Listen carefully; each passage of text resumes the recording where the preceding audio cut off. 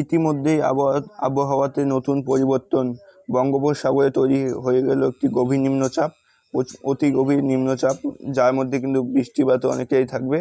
এর বৃষ্টি যদিও দক্ষিণবঙ্গ এবং আমাদের পশ্চিমবঙ্গের মধ্যে বেশি একটা প্রভাব পড়বে না, তবে উড়িষ্যা এবং অন্ধ্রপ্রদেশের দিকে বৃষ্টিটা বেশি হবে। তবুও এটি ঝোড়ো হাওয়ার দাপট আমাদের পশ্চিমবঙ্গের মধ্যে থাকার সম্ভাবনা রয়েছে।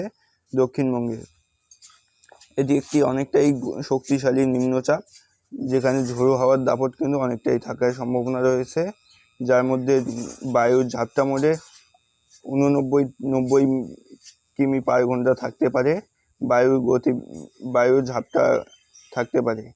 এটি কিন্তু অনেকটাই শক্তিশালী হতে পারে এই নিম্নচাপ, লো প্রেশারটি।